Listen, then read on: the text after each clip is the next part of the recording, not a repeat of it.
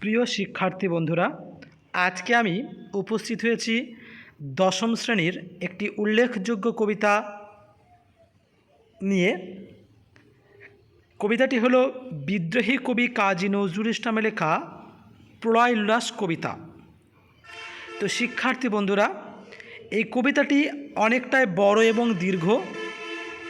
তো এই কবিতাটি একটা পর্বে আলোচনা করা সম্ভব নয়, তাই আমি দুটি পর্বে টোটাল কবিতাটা আলোচনা করব এবং প্রথম পর্বে আমরা যে পার্টটুকু আলোচনা করব অর্থাৎ পর্ব 1, দ্বিতীয়তে আমরা পর্ব 2 বলে বাকিটুকু আলোচনা করে নেব।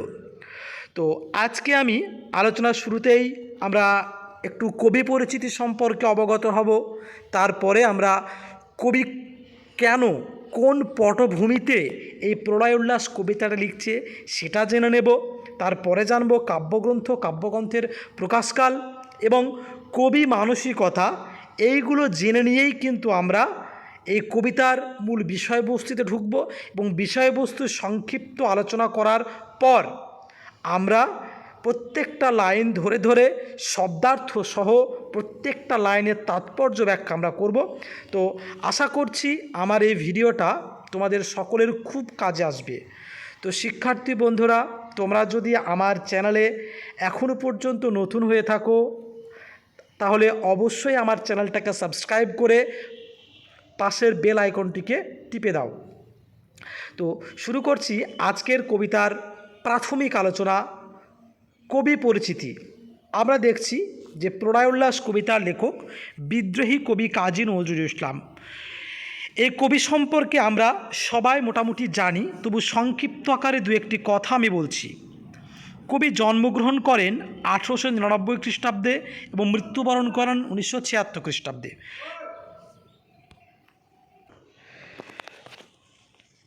বর্ধমান জেলার চুরুলিয়া গ্রামে কবি জন্মগ্রহণ করেন এবং 1326 বঙ্গাব্দে কাজী নজরুল ইসলামের প্রথম কবিতা মুক্তি প্রকাশিত হয় 1921 খ্রিস্টাব্দে বিজলি পত্রিকায় প্রকাশিত হয় এবং 1921 খ্রিস্টাব্দে বিজলি পত্রিকায় বিদ্রোহী কবিতা প্রকাশিত হলে সমগ্র বাংলায় আলোড়ন সৃষ্টি হয়।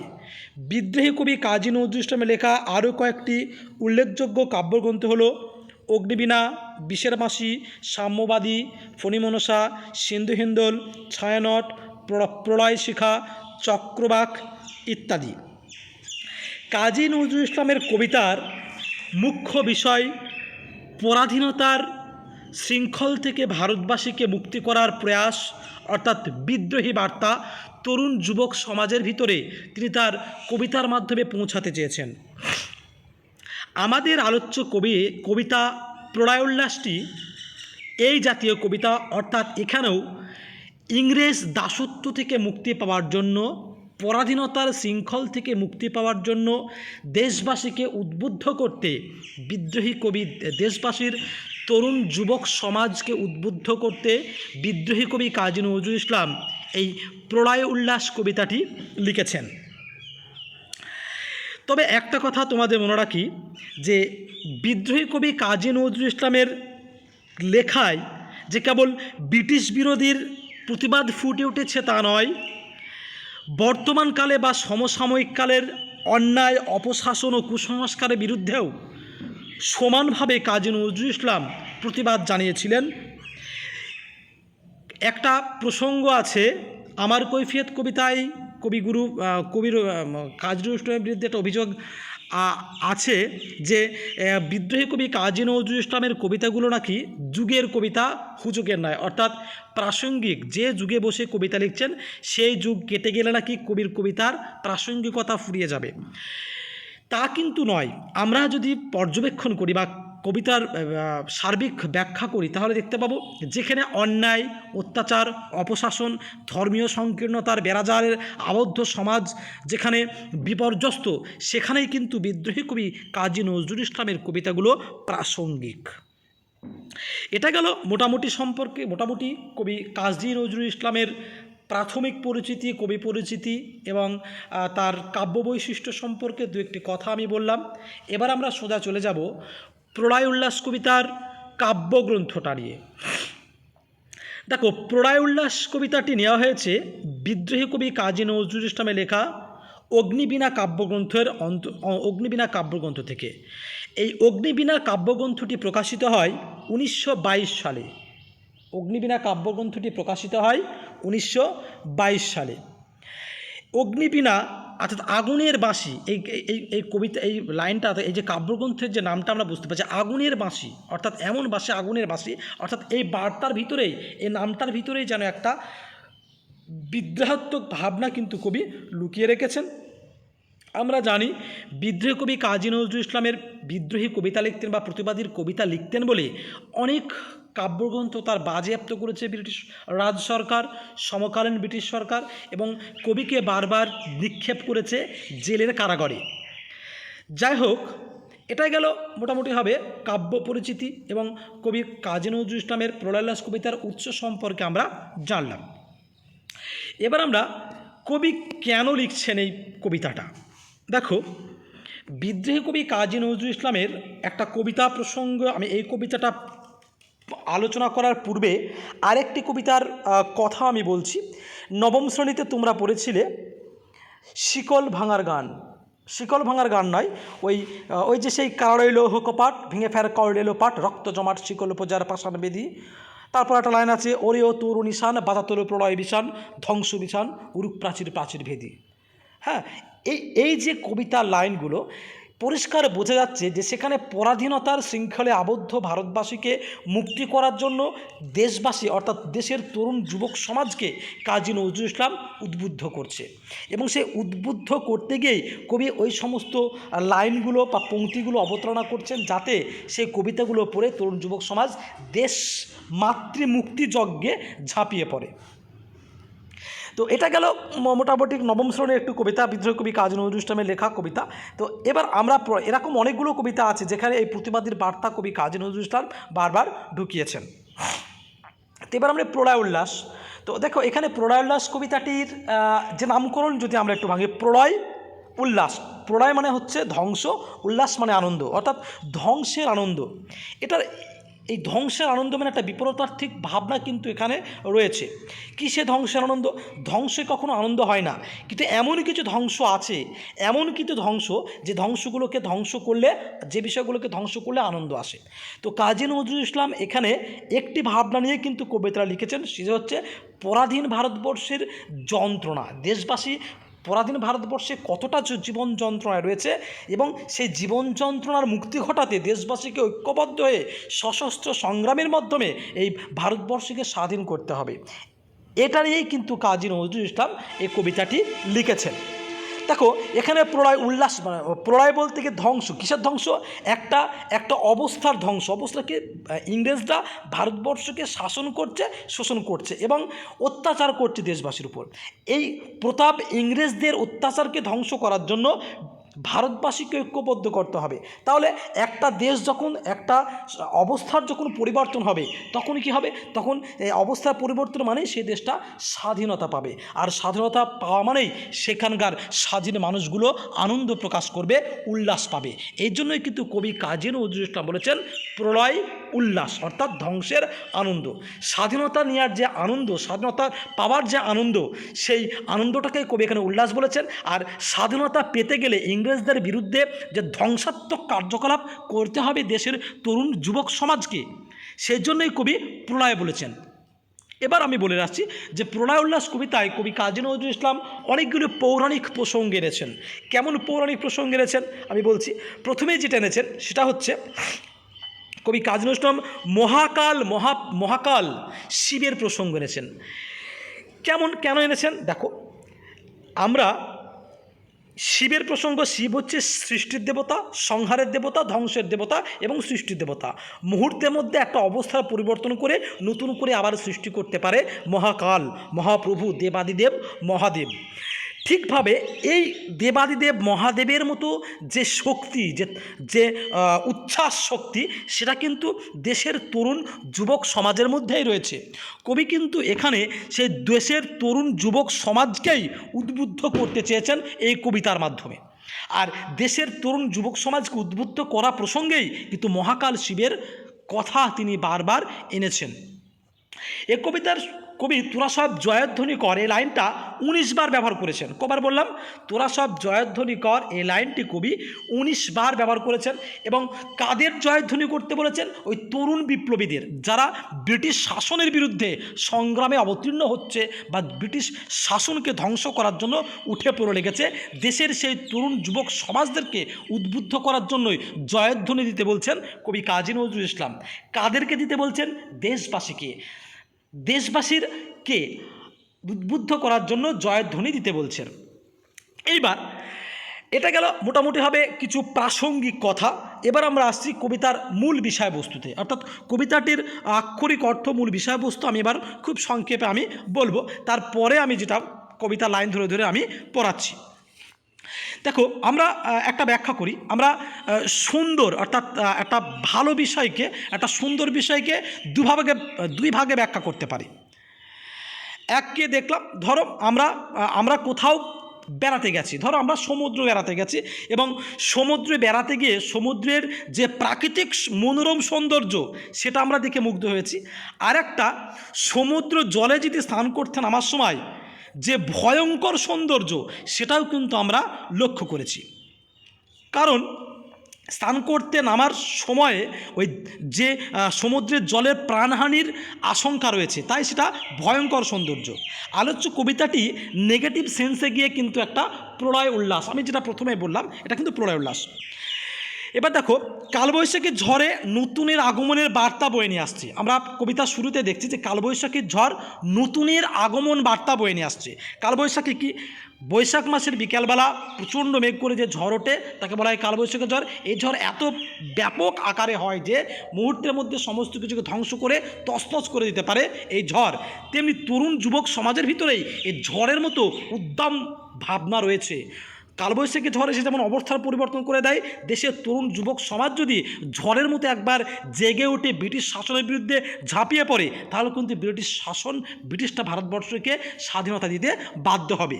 ওই জন্যই বলছে যে কালবৈশাখীর ঝড়ে নতুনের আগমনের বার্তা বয়ে নিয়ে আসছে। কেতন শব্দের অর্থ পতাকা। দেখো, আমি তোমাদের বলেছি কেতন শব্দের অর্থ পতাকা। ধ্বংসের পর আবার নতুন সৃষ্টি হয়। নদীর এপার ভাঙে ওপার গড়ে। আমরা জানি যে ধ্বংসকে, যখন কোনো কিছু ধ্বংস হয়ে যায়, ধ্বংসের পরে কিন্তু নতুন কোনো কিছু সৃষ্টি হয়। দেখো, আমরা নদীর ভাঙনের প্রসঙ্গ আনি। একটা নদী যদি তার সেই জল যখন বাড়ে, নদীর এক পার ভাঙলে কী হবে? আর এক পার কিন্তু গড়ে।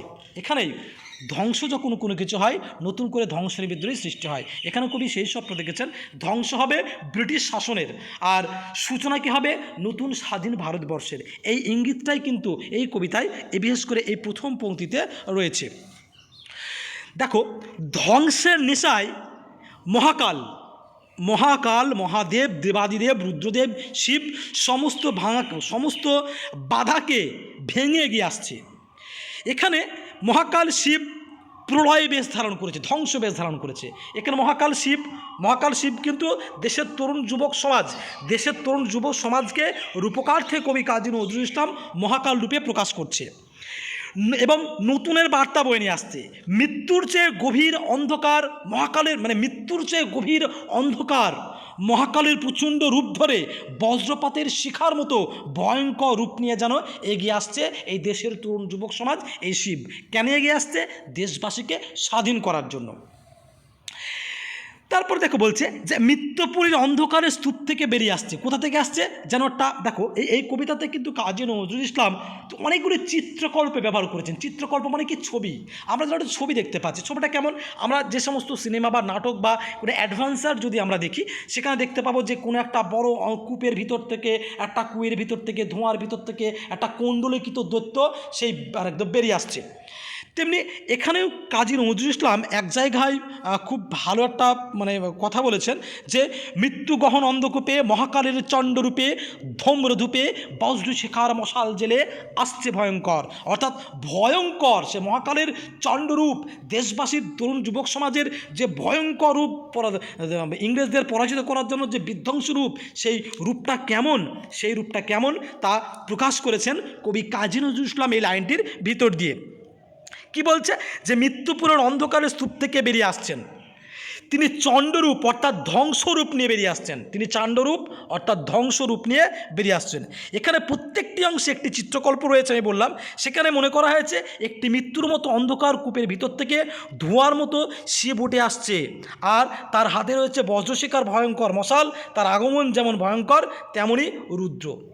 সেই বজ্রশিখার মশাল রয়েছে, আর এই শিবের আগমন যেমন ভয়ঙ্কর তেমনই রুদ্র। তারপরে দেখো বলছে যে শিবের চুলগুলো ঝামরের মতো দোলাচ্ছে। কেমন করে দোলাচ্ছে? শিবের চুলগুলো ঝামরের মতো দোলাচ্ছে। আকাশের মধ্যে শিবের যে নটরাজ রূপ আমরা দেখি, তার রুদ্র জটামূর্তি ছিটকে থাকে, অর্থাৎ সেই ভয়ঙ্কর রুদ্র চাণ্ড রূপ কিন্তু শিব এখানে দেখাচ্ছে। দেখো, এটা গেল মোটামুটি হবে একটা আলোচনা। তো এবার দেখো, এবার আমি আসছি মূল আলোচনায়। যে প্রলয় উল্লাস আমরা আলোচনা করলাম প্রথমেই। প্রলয় যোগ উল্লাস, প্রলয় কথার অর্থ হলো ধ্বংস, আর উল্লাস কথার অর্থ হলো আনন্দ। কবিতার নামকরণের ক্ষেত্রে কবি ধ্বংসের আনন্দকে বুঝিয়েছেন। এখানে কবি আমাদের বোঝাতে চেয়েছেন ধ্বংসের মধ্যে লুকিয়ে আছে সৃষ্টির বীজ। আমরা জানি ধ্বংস মানে সব কিছু শেষ নয়, বাস্তবে তা নয়। ধ্বংস মানে নতুন কিছুর শুভারম্ভ। প্রথম প্যারায় কবি বলেছেন যে অনাগত একজন আসছে, সে প্রলয় নেশায় নিত্য পাগলের মতো হয়ে আসছে, সে ধ্বংসের নেশায় মাতোয়ারা হয়ে আসছে। তাই কাল বৈশাখীর ঝড় উঠেছে, আর এই ঝড়ই উড়ে চলেছে নতুন দিনের পতাকা। সে যে আসছে সে খুব ভয়ঙ্কর। তার চিৎকার সিন্ধুপার, তার চিৎকারে সিন্ধুপাড়ের আগল ভেঙে পুনরায় যেন সেখান থেকে নতুনের সম্ভাবনার বিপ্লবীরা যেন সেখান থেকে বেরিয়ে আসছে, অর্থাৎ পুরনো সিংহদ্বারের দরজাটা ভেঙে গেছে। তার হাতে বজ্রশিখার মশাল যেন রয়েছে, চারিদিকে ধোঁয়া আর ধূপের একটা আবহ তৈরি হয়েছে। এটা গেল প্রথম যে স্তবক, তার ব্যাখ্যা। এবার দেখো, ইংরেজরা ভারতবর্ষকে শাসন করছে প্রায় 200 বছর ধরে। আমরা জানি যে পলাশির প্রান্তর 1757 সালে যেদিনকে পলাশির যুদ্ধে বাঙালিরা নেতা নবাব সিরাজউদ্দৌলা পরাজিত হয়, ঠিক সেদিন থেকে ভারতবর্ষের স্বাধীনতার সূর্য নিভে যায়, এবং সেই সূর্য পুনরায় ওঠে 1947 15 আগস্ট। তো স্বাধীনতা হওয়ার আগে পর্যন্ত এই 1757 থেকে 1947 এই সময়কালটাকে কবি মহানিশা বলেছেন, অর্থাৎ মহাকাল, মহানিশা। পরাধীনতার যে যন্ত্রণা, পরাধীনতার যে বিশৃঙ্খলা, দেশবাসীকে অত্যাচারিত হতে হয়েছে, এটাকে কবি একটা অন্ধকার রাত্রি বলে বর্ণনা করেছেন। এবং স্বাধীন হওয়ার পরে কবি বিশ্বাস এই পরাধীনতা শৃঙ্খল থেকে একমাত্র দেশকে মুক্তি দিতে পারে কারা? দেশের তরুণ যুবক সমাজ। দেশের তরুণ যুবক সমাজই পারে এই পরাধীনতা শৃঙ্খল থেকে ভারতবাসীকে মুক্তি দিতে। তাই প্রত্যেকটা তরুণ যুবক সমাজ যাতে মাতৃমুক্তি যজ্ঞে ঝাঁপিয়ে পড়ে, তাই কবি উদ্বুদ্ধতামূলক কবিতা লিখছেন, অর্থাৎ প্রলয় উল্লাস কবিতাটি লিখছেন। এটা গেল প্রাথমিক আলোচনা, অর্থাৎ এই প্রাসঙ্গিক প্রাথমিক আলোচনাটা আমি করলাম। এবার আমি আলোচনা করব লাইন ধরে ধরে প্রত্যেকটা শব্দার্থ এবং প্রত্যেকটা লাইনের ব্যাখ্যা। দেখো, কবিতার শুরুতেই কবি বলছেন, তোরা সব জয়ধ্বনি কর, তোরা সব জয়ধ্বনি কর, ওই নতুনের কেতন ওরে কালবৈশাখীর ঝড়। তোরা সব জয়ধ্বনি কর, তোরা সব জয়ধ্বনি কর। আসতে এবার অনাগত প্রলয় নিশার নিত্য পাগল, সিন্ধু পারের সিংহধারে ধমখেনে ভাঙল আগল। মৃত্যুগহন অন্ধকূপে মহাকালের চণ্ডরূপে ধম্রদূপে বজ্রশিখার মশাল জেলে আসছে ভয়ঙ্কর। এই যে স্তবক, তার কথা আমি বলছি। প্রথমে লাইনগুলো বলি। জয়ধ্বনি কর, জয়সূচক ধ্বনি। জয়ধ্বনিটা যদি আমরা সমাস করি তাহলে হবে জয়সূচক ধ্বনি। এই জয়ধ্বনি কর, এই লাইনটা ব্যবহার করেছে 19 বার। কাদের জয়ধ্বনি করতে বলা হয়েছে? দেশের জয়ধ্বনি করতে, দেশের তরুণ যুবক সমাজকে এখানে জয়ধ্বনি করতে বলা হয়েছে। দেখো বলছি, ওই নতুনের কেতন, কেতন শব্দ অর্থাৎ পতাকা। ওই নতুনের কেতন ওড়ে কালবৈশাখীর ঝড়, অর্থাৎ কালবৈশাখীর ঝড়ে নতুনের কেতন উঠছে, পতাকা উঠছে। এবার কালবৈশাখী শব্দটা কেন ব্যবহার করছেন সেটা আমরা একটু গভীরভাবে জেনে নেব। দেখো, এখানে বলছে যে ওই নতুনের কেতন ওরে কালবৈশাখীর ঝড়। নতুনের কেতন শব্দটা কেন কবি ব্যবহার করছেন সেটা আমি বলছি। দেখো, কাজী নজরুল ইসলাম ছিলেন সত্য, শিব ও সুন্দরের পূজারী। প্রথম বিশ্বযুদ্ধের পরবর্তী সময়ে বাংলায় নেমে এসেছিল অবক্ষয়ের এক কালো ছায়া। পরাধীনতার যন্ত্রণায় ক্ষতবিক্ষত হয়েছে বাঙালি সমাজ। কুসংস্কার, দাসত্ব, জড়তা আর পরাধীনতার অবসানে কবি কালবৈশাখীর নটরাজের আগমন কামনা করেছেন। ধ্বংসের মধ্যে দিয়েই সৃষ্টি হবে নতুন।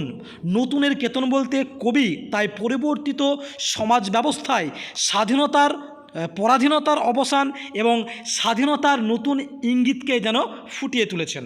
আমি আবার বলছি যে কাজী নজরুল ইসলাম ছিলেন সত্যশিব ও সুন্দরের পূজারী। প্রথম বিশ্বযুদ্ধের পরবর্তী সময়ে বাংলায় নেমে এসেছিল এক ভয়ঙ্কর অবক্ষয়ের কালো ছায়া। পরাধীনতার যন্ত্রণায় ক্ষতবিক্ষত হয়ে পড়ে বাঙালি সমাজ। কুসংস্কার, দাসত্ব, জড়তা, পরাধীনতার অবসানে কবি কালবৈশাখী রূপ নটরাজের শুভ আগমন কামনা করেছেন। ধ্বংসের মধ্য দিয়েই নতুন সৃষ্টি হবে। নতুনের কেতন বলতে কবি পরিবর্তিত সমাজ ব্যবস্থার পরাধীনতার অবসান এবং স্বাধীনতার ইঙ্গিতকে যেন এখানে ফুটিয়ে তুলেছেন। তারপরে দেখো বলছে, আসছে এবার অনাগত প্রলয় নেশার নিত্য পাগল। এখানে অনাগত প্রলয় বলছে কেন? অনাগত প্রলয় মানে যে প্রলয় এখনও আসেনি, সেই প্রলয়টাকে অনাগত প্রলয় বলছে। তাই এখানে তরুণ সম্প্রদায়, দেশের সেই সমস্ত তরুণ সম্প্রদায়, তরুণ যুবকদের কথা বলা হয়েছে, যারা ইংরেজদের বিরুদ্ধে লড়াই করছে দেশকে স্বাধীন করার জন্য। পরাধীনতার যন্ত্রণায়, সামাজিক শোষণ বঞ্চনা এসব থেকে মুক্তি পেতে মানুষের সংগ্রাম ক্রমশই তীব্রতর হয়ে যাচ্ছে। সেই সংগ্রাম ধ্বংসকে নিশ্চিত করে। নতুন দিনের স্বপ্নে বিভোর দেশের তরুণ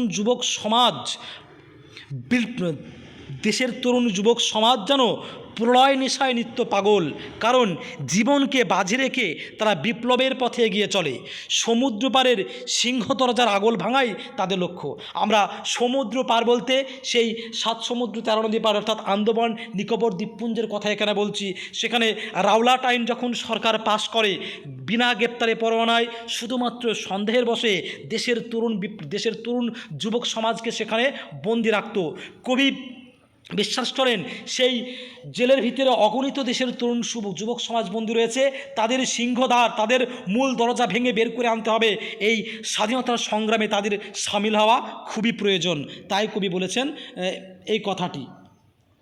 তারপরে দেখো বলছে সিন্ধু, হ্যাঁ বুঝতে পারে, মৃত্যু গহন অন্ধকূপে মহাকালের চণ্ডরূপে ধম্রধূপে বজ্রশিখার মশাল জেলে আসছে ভয়ঙ্কর। বজ্রশিখার মশাল জেলে আসছে ভয়ঙ্কর। তাহলে এখানে যে নতুনের আগমনের কথা বলা হয়েছে, এবং এই নতুন আসলে তরুণ বিপ্লবী শক্তি। আর প্রলয় নেশায় মত্ত হয়ে নিত্যরত পাগলের মতো বিদ্রোহী শক্তির আগমন ঘটছে। আর এই শক্তিটাকেও কবি কল্পনা করেছে মহাকাল শিবের সঙ্গে। তাকে প্রতিহত করার শক্তি, তার সামনে দাঁড়াবার মতো শক্তি সামর্থ্য কারণেই মহাকালের ভয়ঙ্কর মূর্তিকে, অর্থাৎ শিবের ধ্বংসমূর্তিকে যেন মুক্তিদূত হিসাবে কবি এখানে ব্যবহার করেছেন বিপ্লবীর রূপকে। কালবৈশাখী ঝড়ে উড়ে নতুনের পতাকা, ধ্বংসের মধ্যেই সৃষ্টি লুকিয়ে আছে, ভয়ঙ্করের পথেই এভাবে স্বাধীনতা পুনরুদ্ধারের স্বপ্ন দেখছেন কবি কাজী নজরুল ইসলাম দেশের তরুণ যুবক সমাজদেরকে নিয়ে। তাহলে তোমরা নিশ্চয়ই বুঝতে পারলে বজ্রশিখার মশাল জেলে আসছে ভয়ঙ্কর এই লাইনটার তাৎপর্য। এবার দেখো আমি পরবর্তী যে প্যারা রয়েছে সেটাই চলে যাচ্ছি, অর্থাৎ পরবর্তী লাইনে চলে যাচ্ছি। মৃত্যু গহন অন্ধকূপে মহাকালের চণ্ডরূপে ধম্রধূপে বজ্রশিখার মশাল জেলে আসছে ভয়ঙ্কর। এই লাইনটা তাৎপর্য আমি আরও একবার বলছি। প্রলয় নেশায় মত্ত হয়ে নিত্যরত পাগলের মতো বিদ্রোহী তরুণ যুবক সমাজের আগমন ঘটছে। কবি বিদ্রোহী তরুণ যুবক সমাজকে এখানে মহাকাল শিবের সঙ্গে তুলনা করেছে। তাকে প্রতিহত করার শক্তি বা সামর্থ্য কারণেই মহাকালের ভয়ঙ্কর মূর্তি এবং শিবের ধ্বংসমূর্তিতে যেন নতুনের ইঙ্গিত পাচ্ছে ভারতবাসী।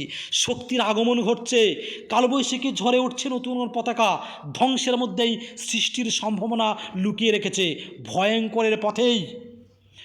এভাবেই স্বাধীনতার পুনরুদ্ধারের স্বপ্ন দেখছেন বিদ্রোহী কবি কাজী নজরুল ইসলাম।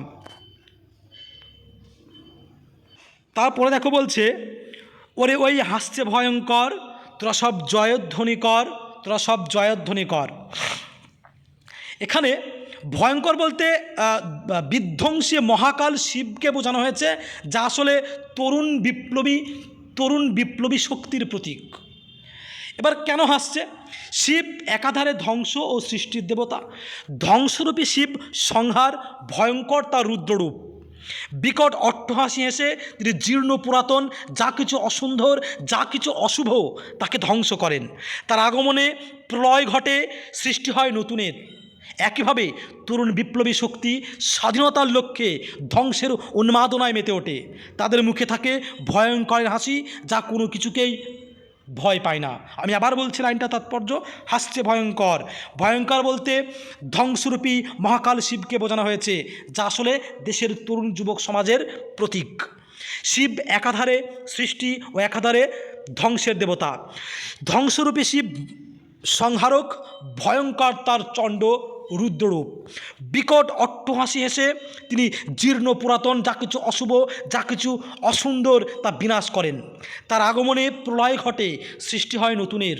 একইভাবে তরুণ বিপ্লবী শক্তি স্বাধীনতার লক্ষ্যে ধ্বংসের উন্মাদনায় মেতে ওঠে। তার মুখে থেকে ভয়ঙ্করের হাসি, কোনো কিছুকেই তার মুখে থাকে ভয়ঙ্করের হাসি, যা কোনো কিছুকে ভয় পায় না। এটা তোমরা নিশ্চয় বুঝতে পারলে। তোরা সব জয়ধ্বনি কর, তোরা সব জয়ধ্বনি কর।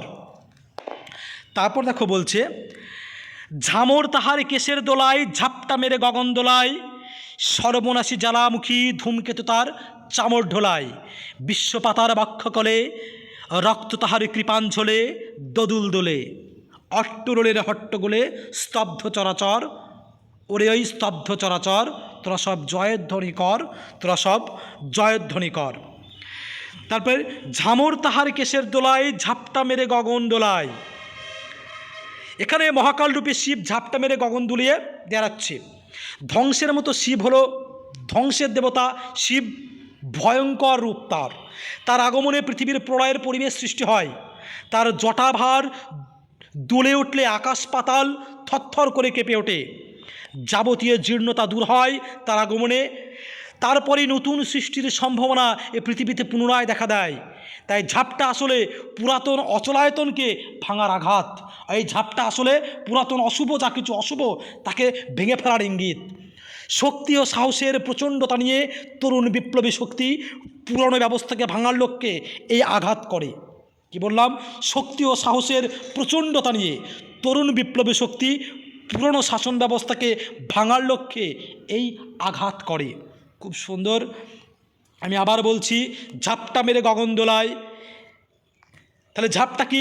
মহাকালরূপী শিব ঝাপটা মেরে গগন দোলায়। এখানে মহাকালরূপী দেশের তরুণ যুবক সমাজের ভয়ঙ্করভাবে জেগে ওঠাকে কিন্তু এখানে ঝাপটা মারা বলছে। ধ্বংসের দেবতা শিব বড় ভয়ঙ্কর। তার আগমনে পৃথিবীর প্রলয়ের পরিবেশ সৃষ্টি হয়। তার জটাভার দুলে, যখন তার জটাভার দুলে ওঠে, তখন পৃথিবীর জলস্থল সর্বদাই থরথর করে কাঁপে। যাবতীয় জীর্ণতা, যাবতীয় অশুভ শক্তি সব কিছু তার আগমনে ধ্বংস হয়। আর এই ধ্বংস হওয়ার পরেই সেখান থেকে বেরিয়ে আসে নতুন সৃষ্টির সম্ভাবনা। এই ঝাপটা আসলে পুরাতন অচলায়তনকে, পুরাতন অশুভ শক্তিকে ধ্বংস করার ইঙ্গিত। শক্তি ও সাহসের প্রচণ্ডতা নিয়ে তরুণ বিপ্লবী শক্তি পুরানো ব্যবস্থাকে ভাঙার লক্ষ্যে এই আঘাত করে। নিশ্চয় বুঝতে পারলে। তারপরে দেখো, সর্বনাশী জ্বালামুখী ধূমকেতু তার চামর ঢোলায়। সর্বনাশী জ্বালামুখী ধূমকেতু তার চামর ঢোলায়। দেখো এখানে ধূমকেতু জিনিসটা কি? ঝামর। ধূমকেতু হচ্ছে একটা গ্রহাণু, অর্থাৎ যে অনেক বছর পর পর আকাশে দেখা যায়, এবং এই ধূমকেতু দেখা দিলে পৃথিবীতে অশুভ কোনো কিছু একটা ঘটনা ঘটে। তাই এখানে সর্বনাশী জ্বালামুখী, এবং ধূমকেতুটা দেখতে জ্বালামুখের মতো, অর্থাৎ আগ্নেয়গিরির জ্বালামুখটা যেমন হয় সে জ্বালামুখের মতো দেখতে, চামর ঢোলায়। এবং এই সর্বনাশী বলছে এই কারণে, ধূমকেতু যেহেতু অশুভ কোনো ইঙ্গিত বহন করে নিয়ে আসে। একটা কথা তোমরা মনে রাখবে যে সংগ্রামের পথ কখনোই মসৃণ হয় না। স্বাধীনতার জন্য মানুষের যে সংগ্রাম, তার পথ তৈরি হয় মৃত্যু আর রক্তপাতের মধ্য দিয়ে। যে কারণে কবিতার কল্পনায় বিশ্বপিতার কোলে রক্তমাখা তরবারি দেখেছেন। সুন্দরের বা নতুনের কোনো শান্ত সৌম্য মূর্তি এখানে বর্ণিত হয়নি, নতুনের প্রলয়রূপই বর্ণিত হয়েছে। সর্বনাশের রূপ ধরে সুন্দরের সে আগমনকে বর্ণনা করতে গিয়ে কই বলেছেন ধূমকেতু যার চামড় ঢুলো অর্থাৎ পুচ্ছ নাচায়। এখানে কিছু শব্দার্থ আমাদের জানা উচিত। বিশ্বপাতা বলতে বিশ্বপিতা, আর কৃপাণ শব্দের অর্থ তলোয়ার, আর ঝামর বলতে বিবর্ণ অর্থাৎ মহাকাল শিবের চুলের জটার রঙটা বিবর্ণ, সেটা ঝামর বলা হচ্ছে। আর চামড়িগায়ের লেজের পুচ্ছ দিয়ে তৈরি এক ধরনের পাখা, সেটাই কিন্তু এখানে বলা হচ্ছে। আমি আরেকবার বলছি যে স্বাধীনতার পথ কখনো মসৃণ হয় না। স্বাধীনতার জন্য মানুষের যে সংগ্রাম, তার পথ তৈরি হয় মৃত্যু আর রক্তপাতের মধ্য দিয়ে। যে কারণে কবিতার কল্পনায় বিশ্বপিতার কোলে রক্তমাখা তরবারি রেখেছেন। সুন্দরের বা নতুনের কোনো শান্ত সৌম্য মূর্তি এখানে বর্ণিত হয়নি, নতুনের প্রলয়রূপে বর্ণিত হয়েছে। সর্বনাশী রূপ ধরে সুন্দরের সেই আগমনকেই বর্ণনা করতে গিয়ে কবি বলেছেন ধূমকেতু যেন তার চামড় ঢোলায় অর্থাৎ পুচ্ছনাতায়। ধূমকেতু অশুভ, আর সে অশুভ শক্তি যেন ব্রিটিশ শাসনকে পরাজিত করতে গেলে সে অশুভ শক্তির ভয়ঙ্কর রূপ দরকার। তাই ধূমকেতুই সে মহাকালরূপী অশুভ শক্তিকে যেন চামড় ডুলিয়ে বাতাস করছে, কেন সে মহাকালই পারে ইংরেজ শাসনকে চিরতরে বিনাশ করতে। তারপরে একটা লাইন দেখো, বলছে অট্টরোলের হট্টগোলে স্তব্ধ চরাচর। চরাচর শব্দের অর্থ পৃথিবী। অট্টরোল, দেখো অট্ট বলতে অনেকগুলো মানুষের আওয়াজকে অট্টরোল বলা হয়, আর হট্টগোল হাটে, অর্থাৎ কিছু মানুষের আওয়াজ অট্টরোল হাটে অনেকগুলো মানুষের যদি আওয়াজ হয় সেটাকে বলা হয় হট্টগোল। তো লাইনটার আমি প্রসঙ্গ বা তাৎপর্য বলছি যে অট্টরোলের হট্টগোলে স্তব্ধ চরাচর। দেখো মহাকাল শিবের আগমনের প্রলয় বিক্ষুব্ধ পৃথিবীর কথা এখানে উল্লেখ করা হয়েছে। তো মহাকালরূপী শিব ধ্বংসলীলায় মেতে উঠেছেন। এখানে মহাকালরূপী শিব ওরফে দেশের তরুণ যুবক সমাজ ধ্বংসলীলায় মেতে উঠেছে। তার প্রলয় তাণ্ডবে সমগ্র বিশ্ব থরথর করে কাঁপছে। বজ্রশিকার মশাল জেলে তিনি আবির্ভূত হয়েছেন। কালবৈশাখীর ঝড়ের রূপ ধরে তিনি আসছেন নবসৃষ্টির বার্তা নিয়ে। তার আওয়াজে মুখরিত আকাশ বাতাস। ঠিক সেভাবেই যৌবনের উদ্দীপনায় চারপাশের চমকে দিয়েছে বিপ্লবী শক্তির, ঠিক সেভাবেই যৌবনের উদ্দীপনায় চারিপাশকে চমকে দিয়ে বিপ্লবী শক্তির আগমন ঘটে। ঠিক কেন বলছি আমি আরও একবার বলছি যে মহাকালরূপী শিব ধ্বংসলীলায় মেতে উঠেছে। এখানে মহাকালরূপী শিব ওরফে দেশের তরুণ যুবক সমাজ পরাধীন ভারতবর্ষকে স্বাধীন করার জন্য ধ্বংসযজ্ঞ করছে, ধ্বংসলীলায় মেতে উঠেছে। তাদের বা তার প্রলয় তাণ্ডবে সমগ্র বিশ্বে থরথর করে কাঁপছে। বজ্রশিকার মশাল জেলে এই দেশের তরুণ যুবক সমাজ বা মহাকালরূপী শিব আবির্ভূত হয়েছেন। কালবৈশাখীর ভয়ঙ্কর ঝড়ের রূপ নিয়ে তিনি নতুন সৃষ্টির পতাকা নিয়ে এগিয়ে আসছেন। তার আওয়াজে মুখরিত আকাশ বাতাস।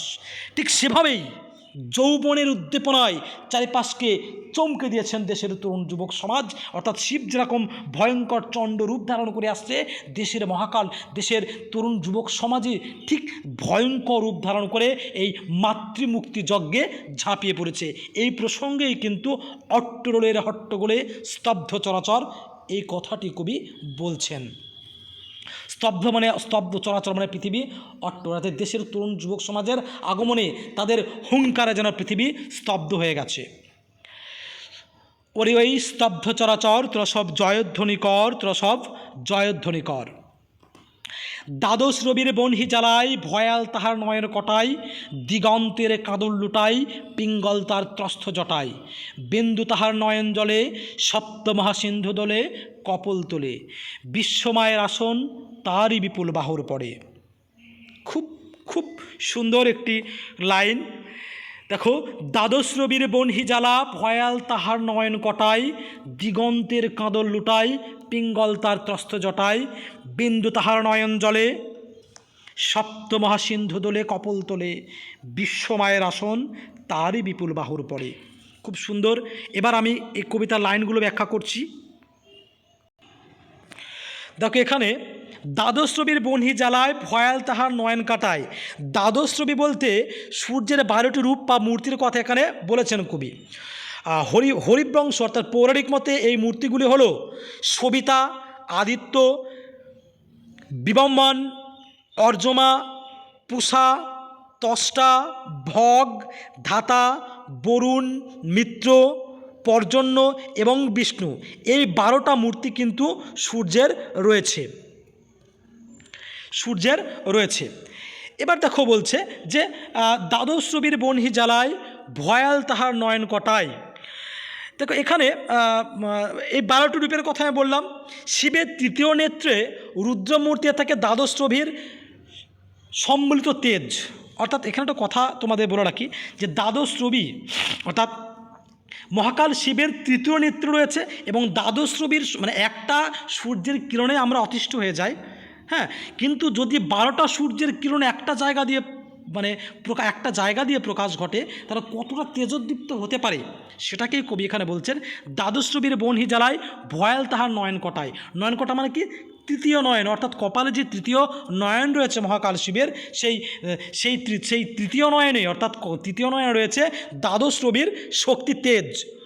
সেরকমই মধ্যাহ্নের সূর্যের মতো আগুন যেন বিপ্লবীদের চোখে মুখে দেখা যাচ্ছে। অর্থাৎ বিপ্লবীদের যে ধ্বংসাত্মক কার্যকলাপ, যে ধ্বংসাত্মক কর্মকাণ্ড, সে ধ্বংসাত্মক কর্মকাণ্ডের ভিতরেই সে দ্বাদশ রবির তেজ যেন কবি লক্ষ্য করেছেন।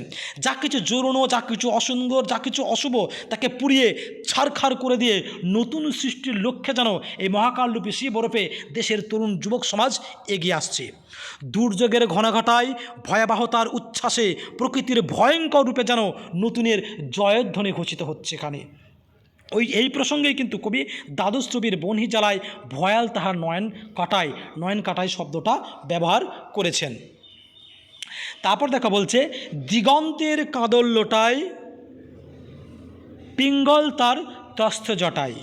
দিগন্তের কাঁদল লোটায় পিঙ্গল তার ত্রস্ত জটায়। দেখো কবি এখানে স্বাধীনতা সংগ্রামে দেশের তরুণ যুবক সমাজে যে প্রবল ভয়ঙ্কর রূপ সেটাকে তুলে ধরেছেন এবং মধ্যাহ্নকালীন সূর্যের যে ভয়ালো দীপ্তি বা অগ্নিজ্বালা সৃষ্টি করে, আকাশে যখন মেঘ করে মনে হয় যেন আগুনডাঙা জটাজাল সৃষ্টি হয়েছে। সেই মেঘ করে মনে হয় যেন আগুনডাঙা জটাজাল সৃষ্টি হয়েছে। সেই মেঘ থেকে ঝরে পড়ে বৃষ্টি যেন দিগন্তের কান্না। বিন্দু বিন্দু করে পড়া চোখের জলের মতো সেই বৃষ্টি মহাসমুদ্রকে আলোড়িত করে তোলে। কবি প্রলয়ের রূপকে শুধু প্রকৃতিকেই নয়, চারিপাশের সমাজ জীবনকেও প্রত্যক্ষ করেছেন। আমি আবারও বলছি যে মধ্যাহ্নকালের ভয়ঙ্কর সূর্যের তেজ নিয়ে দেশের তরুণ যুবক সমাজ এগিয়ে আসছে পরাধীনতা শৃঙ্খল থেকে ভারতবাসীকে মুক্তি দেওয়ার জন্য। আকাশে যখন মেঘ করে তখন মনে হয় আগুন রাঙা জটাজাল সৃষ্টি হয়েছে। সে মেঘ থেকে ঝরে পড়া বৃষ্টি যেন দিগন্তের কান্না। বিন্দু বিন্দু করে পড়া চোখের জলের মতো সেই বৃষ্টি মহাসমুদ্রকে আলোড়িত করে। কবি প্রলয়ের এই রূপকে শুধু প্রকৃতিতেই নয়, চারিপাশের সমাজ জীবনেও প্রত্যক্ষ করেছেন। এই প্রসঙ্গেই কিন্তু কবি বা এই যে লাইনটা আমি বলছি, দিগন্তের কাঁদল লোটায় পিঙ্গল তার ত্রস্ত জটায়, এটুকু কিন্তু মোটামুটি হবে এর তাৎপর্য। এবার প্রলয়ের ধ্বংসের মধ্যেই বিশ্বময়ের সৃষ্টিকে কবি লক্ষ্য করেছেন, সৃষ্টিকে লক্ষ্য করেছেন। বিক্ষোভ আন্দোলনের তীব্রতায় ধ্বংসের যে অনুপদনা কবির চোখে পড়ে তার সঙ্গে কবি মিল খুঁজে পান প্রকৃতির ভয়ঙ্কর রূপের। সেই রূপে মানুষ শঙ্কিত দিশাহারা হয়ে উঠলেও তার মধ্যে কবি নতুন দিন ও জীবনের নিশ্চিত প্রতিশ্রুতি খুঁজে পেয়েছেন। সংগ্রামের সেই ভয়ঙ্কর রূপকেই প্রকাশ করতে গিয়েই কবি এই মন্তব্যটি করেছেন। সংগ্রামের সেই ভয়ঙ্কর রূপটিকে প্রকাশ করতে গিয়েই কিন্তু কবি কাজী নজরুল ইসলাম দিগন্তের কাঁদল লোটায় পিঙ্গল তার ত্রস্ত জটায় এই লাইনটা ব্যাখ্যা করে। দেখো এই আরও ভালো ভালো বই আরও ভালো ভালো ব্যাখ্যা দেওয়া আছে, মোটামুটি আমি এটুকু বললাম। কপলতলে বিশ্বমায়ের আসন তারই বিপুল বাহুর পরে, বিশ্বমায়ের আসন তারও বিপুল বাহুর পরে, এটা খুব গুরুত্বপূর্ণ একটি লাইন। বিশ্বমায়ের আসন তারই বিপুল বাহুর পরে। দেখো বিশ্বমা বলতে কবি এখানে এই বিশাল পৃথিবীকে কিন্তু বুঝিয়েছেন। প্রলয়ঙ্কর শিব বজ্রশিকার মশার জেলে ভয়ঙ্কর কালবৈশাখী রূপ ধারণ করে অসুন্দরকে ধ্বংস করার জন্য এগিয়ে আসছে। তিনি পৃথিবীতে আনেন, এগিয়ে আসতেন এবং যা কিছু অশুভ, যা কিছু অসুন্দর সবগুলোকে বিনাশ করে পৃথিবীতে শান্তি প্রতিষ্ঠা করতে চাইছেন। তার বিশাল বাহুর উপরে বিশ্ব পাতার স্থান, অর্থাৎ বিশ্বপিতার, অর্থাৎ সমগ্র পৃথিবীর ধারণ ও পালনকর্তা মহাকাল শিব। কেননা মহাকালী হলেন এই মহাবিশ্বের রক্ষাকর্তা। তিনি যাবতীয় বিপ্লব থেকে বিশ্ব মাকে রক্ষা করেছেন। সেই কারণেই কবি বলেছেন, মহাকালরূপী শিবের বিপুল বাহুর উপরে জগৎজননী এই পৃথিবীর অবস্থান। নিশ্চয় বুঝতে পারলে। তারপরে আমি চলে যাচ্ছি। হাকে ওই জয় প্রণয়ঙ্কর, তোরা সব জয়ধ্বনি কর, তোরা সব জয়ধ্বনি কর। হাকে ওই জয় প্রলয়ঙ্কর। দেখো এখানে একটা শব্দ আছে, হাকে ওই জয় প্রলয়ঙ্কর। এখানে ওম, ওম শব্দটা আছে, জয় প্রলয়ঙ্কর। দেখো ওম, হিন্দু পৌরাণিক মতে যে পৃথিবীতে প্রথম যে শব্দটা সৃষ্টি হয়েছিল সেটা হচ্ছে ওম। এই ওম থেকেই নাকি পৃথিবীর সৃষ্টি হয়েছে। মহাকাল শিবের জাগ্রত করা, মহাকাল শিবকে উদ্বুদ্ধ করার এই মন্ত্রণায় যেন, এই মন্ত্রণা দিয়েই কবি এই মহাকালরূপী দেশের দুরুণ যুবক সমাজকে উদ্বুদ্ধ করতে চাইছেন। তাই কবি বলছেন, তোরা সব জয়ধ্বনি কর, তোরা সব জয়ধ্বনি কর। তারপর দেখো হচ্ছে মাভৈ মাভৈ। মাভৈ মাভৈ শব্দ তো ভয় করো না, ভয় করো না।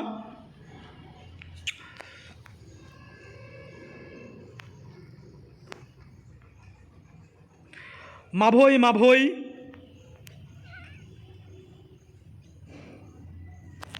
মাভৈ মাভৈ, জগৎ জুড়ে প্রলয় এবার ঘনিয়ে আসে, জরায় মরা মুমূর্ষুদের প্রাণ লুকালো ওই বিনাশে। মাভৈ মাভৈ, দেখো এখানে আন্ডারলাইন করা আছে। মাভৈ শব্দ অর্থ ভয় করো না, জগৎ জুড়ে প্রলয় এবার ঘনিয়ে আসে। অর্থাৎ মহাকালরূপী শিব সে বজ্রশিকার মহাল জেলে কালবৈশাখী ঝড়ের মতো মহাপ্রলয় নিয়ে এগিয়ে আসছে। অর্থাৎ দেশের তরুণ যুবক সমাজ এই ভারতবর্ষকে স্বাধীন করার জন্য সেই বিধ্বংসী রূপ নিয়ে এগিয়ে আসছে। তাই দেশবাসীকে ভয় করতে কবি নিষেধ করেছেন। কারণ কবি জানেন যে ধ্বংসের মধ্যে তাকে সৃষ্টির বীজ। জড়তাগ্রস্ত সমাজকে নাড়া দিলেই তার মধ্যে থেকে লুকানো প্রাণ জেগে ওঠে। রুদ্ররূপী শিব ধ্বংসের ত্রিশূল হাতে আবির্ভূত হন। তার আগমনে জগতে তৈরি হয় প্রলয়ের পরিবেশ। ভীত সন্ত্রস্ত হয়ে পড়ে জীবকুল, কিন্তু এই ধ্বংসের মধ্যে আছে সৃষ্টির আশ্বাস। এই কারণেই কবি মাভৈ মাভৈ শব্দটি উল্লেখ করেছেন। অর্থাৎ ভয় করো না, কারণ ধ্বংস হবে ঠিকই, কিন্তু ধ্বংস হলেও আবার নতুন কিছু একটা সৃষ্টি হতে চলেছে, যা শুভ, যা কল্যাণকর, সেটাই সৃষ্টি হবে। জরায় মরা মুমূর্ষুদের প্রাণ লুকালো ওই বিনাশে। দেখো এখানে এই লাইনটা খুব গুরুত্বপূর্ণ। জরায় মরা মুমূর্ষুদের প্রাণ লুকালো ওই বিনাশে। এখানে জরায় মরা মুমূর্ষুদের প্রাণ লুকালো ওই বিনাশে। জরায় মরা বলতে পুরনো জীর্ণ সমাজে বসবাসকারীদের কথা বলা হয়েছে। পুরনো জীর্ণ সমাজে বসবাসকারীদের কথা বলা হয়েছে। পুরনো জীর্ণ সমাজে বসবাসকারী বলতে পরাধীনতা শৃঙ্খলে আবদ্ধ ভারতবাসীকে এখানে বলা হয়েছে। রুদ্ররূপী মহাকাল শিবের কর্মপন্থা বর্ণনা করতে গিয়ে কবি আলোচ্য প্রসঙ্গটি এনেছেন। মহাকাল শিব ধ্বংসরূপী কালবৈশাখী রূপ ধারণ করে চণ্ডরূপে ধেয়ে আসছেন। অর্থাৎ দেশের তরুণ যুবক সমাজ ভয়ঙ্কর রূপ ধারণ করে এদেশকে শাসন করার জন্য এগিয়ে আসছে। তাঁর তাণ্ডবে পৃথিবীর, অর্থাৎ মহাকাল শিবের তাণ্ডবে পৃথিবীর জরাজীর্ণ সব কিছু ধ্বংস হয়ে যায়। তারপর ঘটে নতুনের আগমন, জড়তাগ্রস্ত মৃত পায়, জীবন জগৎকুলকে প্রাণ ফিরে পায়। তাই কবি বলেছেন, ও রুদ্ররূপী শিবের ধ্বংসমূর্তির পেছনে রয়েছে সৃষ্টির মহামন্ত্র। এবার দেখো বলছে, এবার মহা নিশার শেষে আসবে উষা অরুণ হেসে করুণ বেশে। এবার মহা নিশার শেষে আসবে উষা অরুণ হেসে করুণ বেশে। দিগম্বরের জটায় হাসে শিশু চাঁদের কর। খুব গুরুত্বপূর্ণ এখানে মহানিশা, এই লাইনটা আমি পূর্বে একটুখানি আলোচনা করেছি, এবার আমি সমগ্র বলছি। এখানে মহানিশা বলতে কবি রাষ্ট্রীয় ও সামাজিক ক্ষেত্রে অন্ধকর্ময় অবস্থাকে বোঝাচ্ছেন। অর্থাৎ এখানে আরও একটা ভালো করে বলছে, মহানিশা বলতে ভারতবর্ষের যে দীর্ঘকাল পরাধীনতার অন্ধকারে ডুবেছিল, অর্থাৎ প্রায় 200 বছর, এই 200 বছরকালীন সময়কালটাকে কবি এখানে মহানিশা বলেছেন। পৃথিবী জুড়ে কবি কাজী নজরুল ইসলাম ভাঙন লক্ষ্য করেছেন। পরাধীনতা এবং সামাজিক শোষণ বঞ্চনার মধ্য দিয়ে যে অন্ধকার নেমে এসেছে তার অবসান ঘটবে, সভ্যতার নতুন সূর্যোদয় ঘটবে। কবি এরকমই প্রত্যাশা করেছেন। মহাদেব ধ্বংসের দেবতা হলেও তার কপালে থেকে চাঁদ।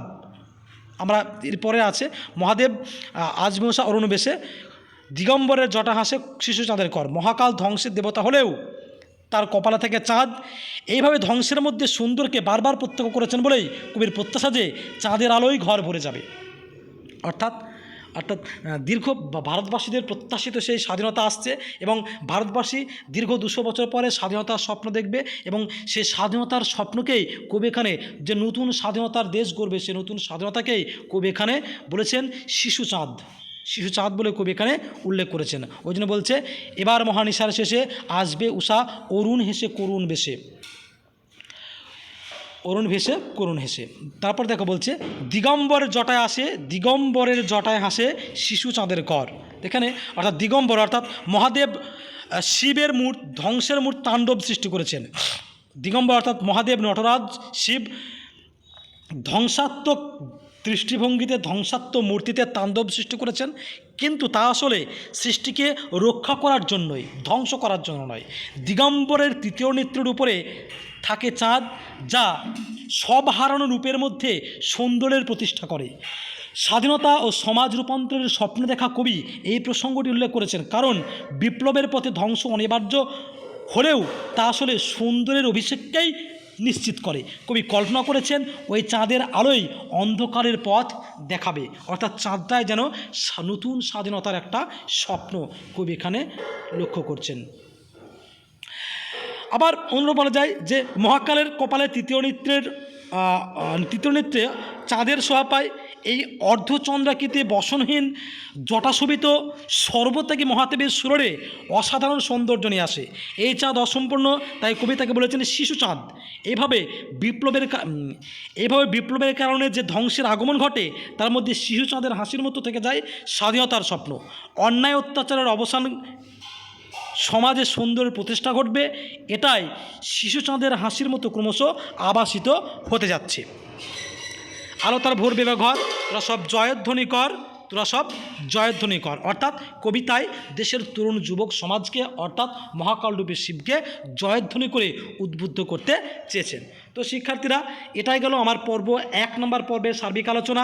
এর পরের অংশটুকু আমি দ্বিতীয় পর্বে আলোচনা করব এবং এইভাবে আলোচনা করব প্রত্যেকটা লাইনের তাৎপর্য ও ব্যাখ্যা। আমি আরও একবার বলছি, তোমাদের যদি আমার ভিডিওটা ভালো লেগে থাকে অবশ্যই আমাকে একটু লাইক করো এবং কোনো সমস্যা হলে কমেন্ট করো এবং ভালো লাগলে চ্যানেলটা সাবস্ক্রাইব করে পাশের বেল আইকনটিকে অবশ্যই দাবিয়ে দাও। যাই হোক, সবাই ভালো থেকো, সুস্থ থেকো।